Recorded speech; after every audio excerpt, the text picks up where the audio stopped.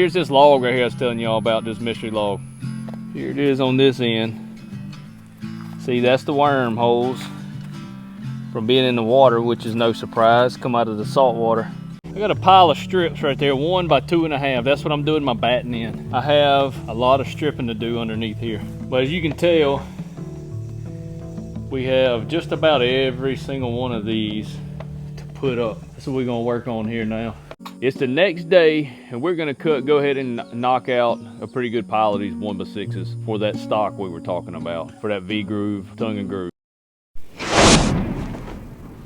Well, that's some big, nice cypress logs there, and they're gonna be pretty. That'll be on an upcoming video. I think I'm gonna have trouble with those. You see all them knots all over this? There's 1, 2, 3, 4. Probably more than he needs, but he did bring me them. He wants to cut those right there into louvers.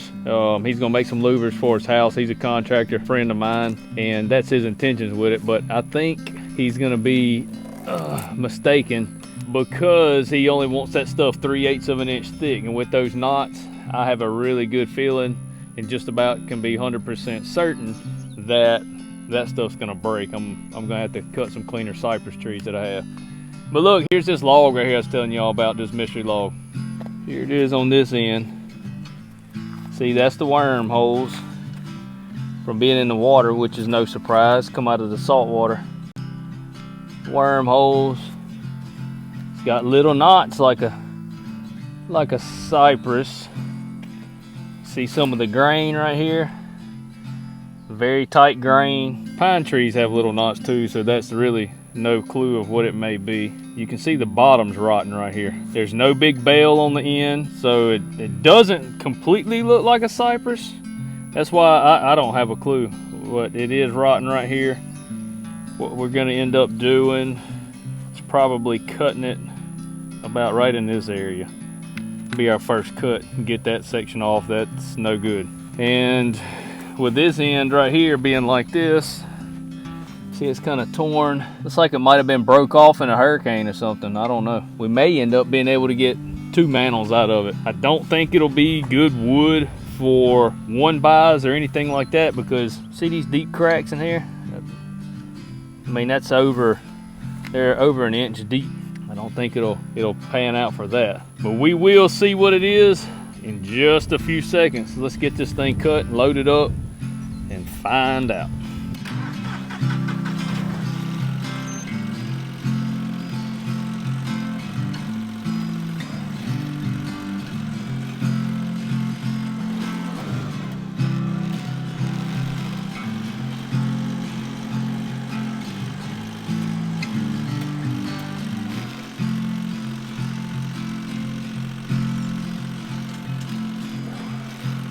All right, this log is 13.5 feet. It's 13.5 feet long.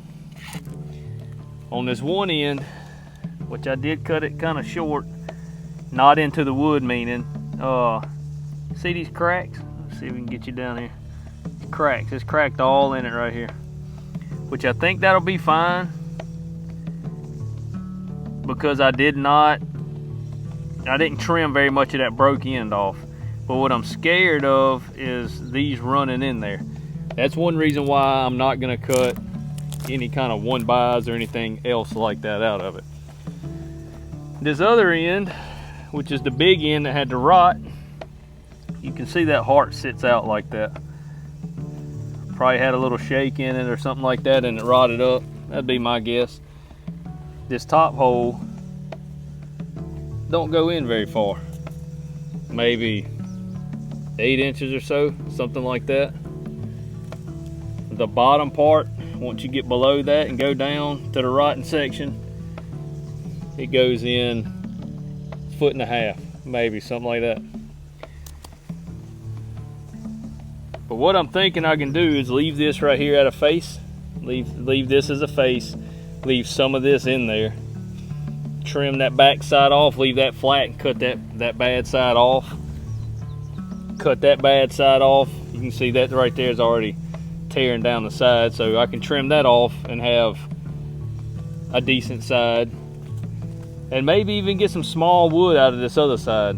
But it's a lot bigger once you trim it down. You see you cutting a pretty good side off, but I think I can get me one good mantle piece out of the center of that, and I'm thinking I can get a good mantle piece out of this side.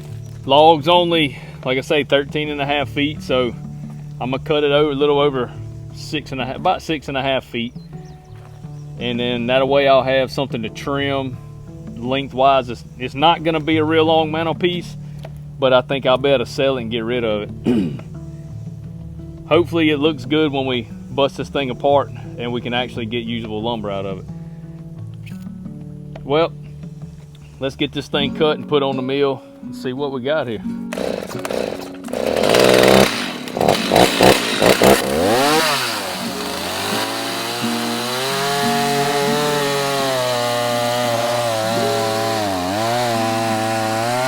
I think we're making the right move to turn this into mantles. It'll be done out of the way. Ooh, it's hot. And we'll have some hopefully pretty stuff.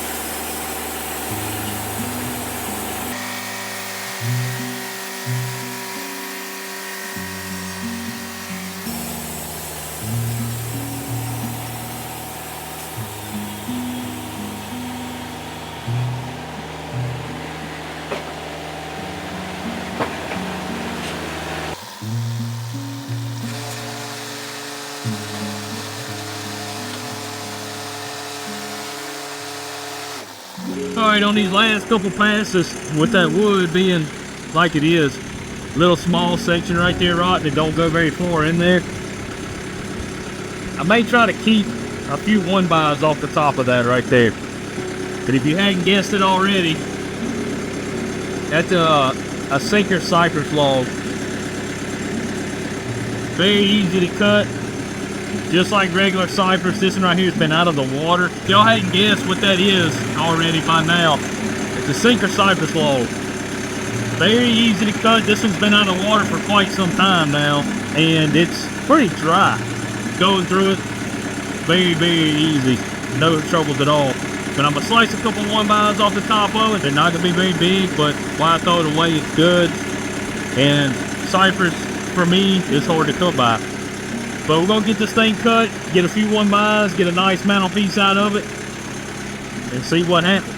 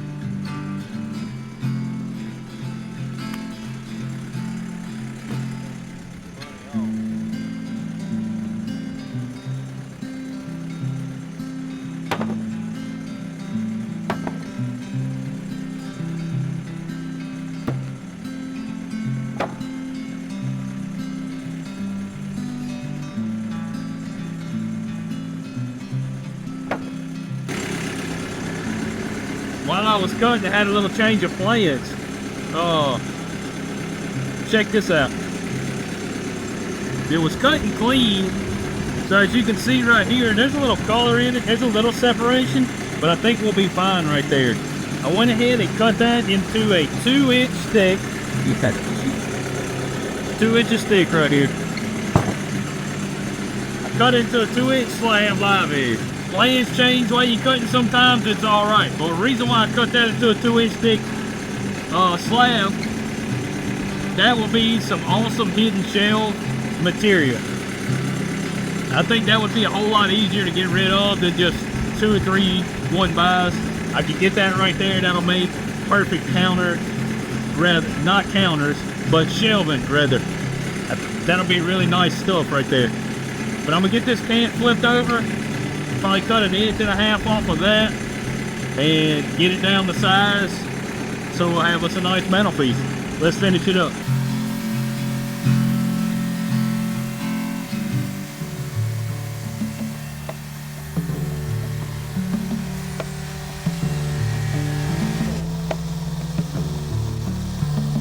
Well, y'all, we got it cut. Y'all want to put a little water on it and see just what the colors are in this wood? All right, well, let me get some water.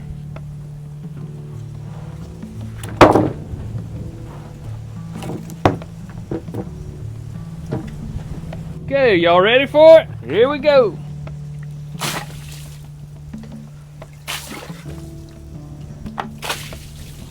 Oh yeah, that was nice.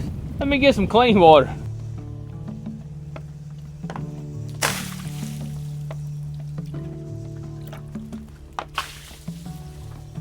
Tell you what, that right there, my friends, is some very, very pretty stuff. Very pleased with how this come out. These right here, 2 inches thick, 6.5 feet long. Either do small sections, cut them down to length, or one big long shelf. This right here with the live edge on this side cleaned up, and then that right there be the face or the other side. Both of them look very similar. I think we made the right decision on how we needed to cut that wood. Very pleased with the outcome of this. I'm gonna get this other one on here, get it chopped up, get it sawed up, get it stacked in the shed out of the weather, and then we're gonna move on to our next little rendezvous. Y'all stick around, tag along. Let's see how she turns out. I don't have anything real fancy to stack my wood, as long as I got a roof or it's covered. Sometimes I have a lot of wood out here that I have timbers on the ground, they're leveled, and I have metal over the top of that wood to try to keep the sun off of that top piece and some of the water. But you can also, if you don't have the metal, put a big piece of scrap wood over the top. As long as it covers, runs some of the rain off, and keeps that direct sun off of the top of that wood. That sun will make that wood bow if it's hitting like directly on top of the top piece. Usually that top piece is going to be the one that's no good.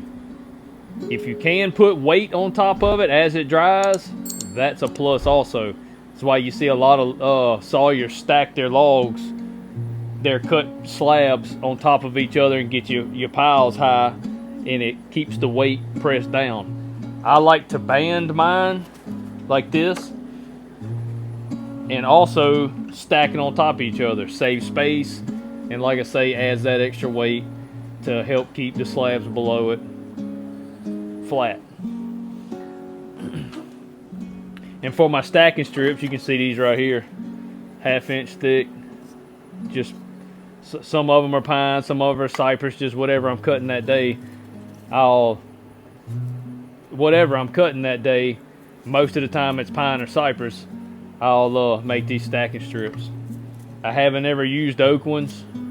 These right here seem to do just fine. They don't have all the tannins in it to react with other wood, and I seem to have pretty good luck with them. So when you're cutting like your 1-bys out of those species of wood, and I know you're going to have trimmings off the edge to try to square some of those up, go ahead and cut them 1/2 inch or 3/4 or 1 inch even. Do whatever ones you like, and then you can cut them down and save a little bit of that wood.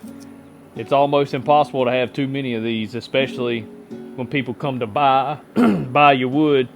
I like to have a few around to send with them if they need them.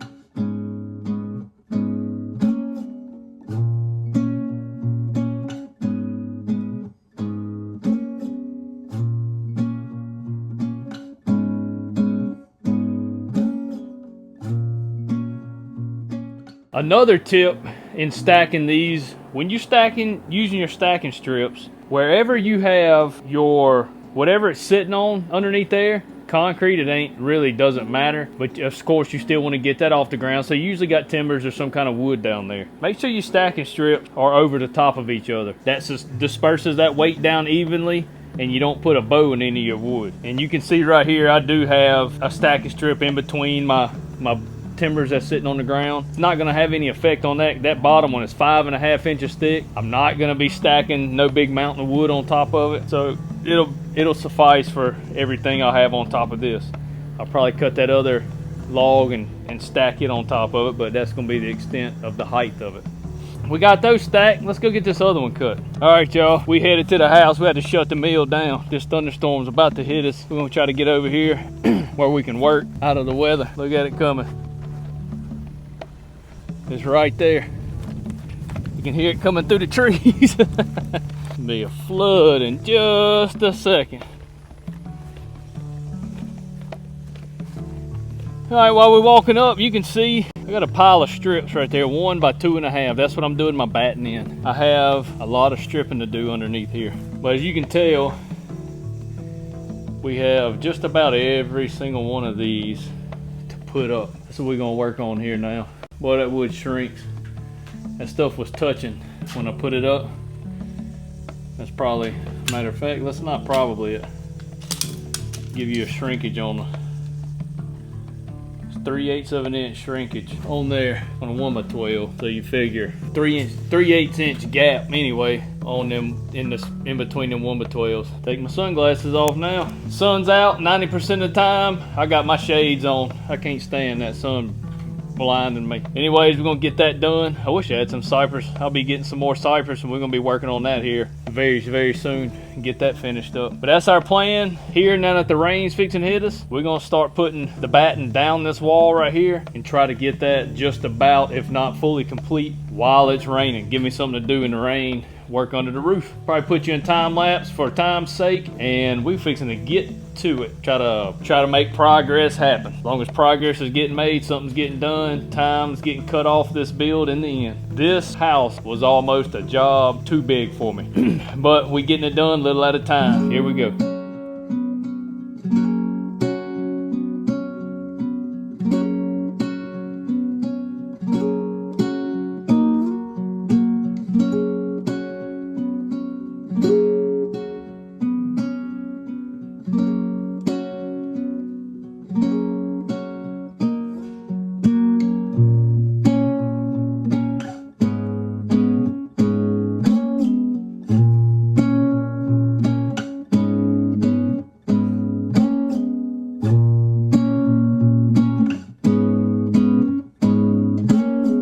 Alright, y'all, as y'all can see behind me right here, I had got this whole entire wall done. It's been needing to get done. I say the whole entire thing. That right there, I have to finish putting, I think there's 2.5 pieces of siding right there and a little strip across the top. But from these beams this way, I got the door cut out, got all that ready for a casing. We got the strips down, the batting boards down, all the way down this thing. It's a job that needed to be done, and we got it. We got it done. I gotta put one more, and we gotta do all the corners on the house. But you can see right here behind it how I got it done. See that? That's about 1 inch of dead air space in between that siding and the wall of the house. That dead air space is gonna act like insulation. It's gonna keep the heat transfer down from the outside to the inside. I think it's gonna really help on the heating and cooling and the efficiency of the insulation. But we got that done, looks good, very pleased with it. We did not get time to cut the 1x6s today. That will have to be, we didn't get time to cut the 1x6s today.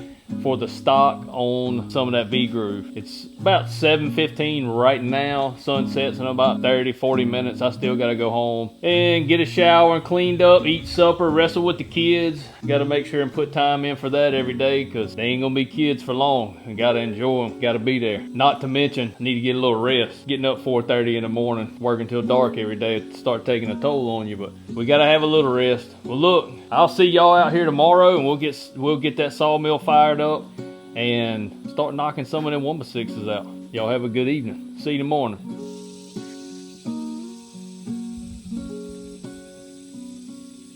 Well, good morning. Welcome back to Riverside Wooden Farm this morning. It's the next day, and we're gonna go ahead and knock out a pretty good pile of these 1x6s for that stock we were talking about, for that V-groove, tongue and groove. This log right here is 12 feet long, and what's the dimensions on this? 19 inches on the small end, so pretty decent sized log. I believe it's 25 on the big end. We should get several clean 1x6s out of this. We ain't gonna do a whole lot of talking right here this morning. We're just gonna get this mill and this blade in this wood, make some sawdust, and get some product made.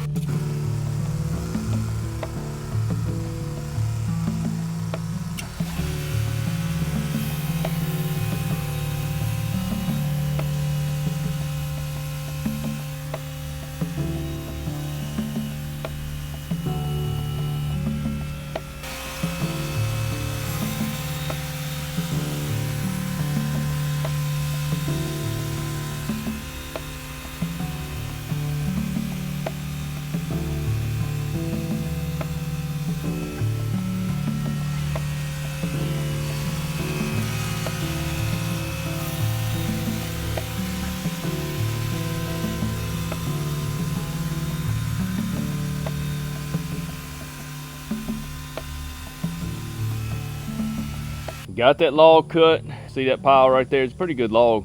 We got 26 right here. There's 26 there, and down here on the log loader right there, I figure we'd probably get 4 or 5 more. So roughly 30 1x6, full size 1x6s out of that log. That was a pretty good log. We're gonna get these things on the tractor, take them over here to the stacking pile, and get these things stacked and stickered, and try to let them start drying. If all this rain would get out of here, some of this humidity would leave. Let's get them loaded and stacked.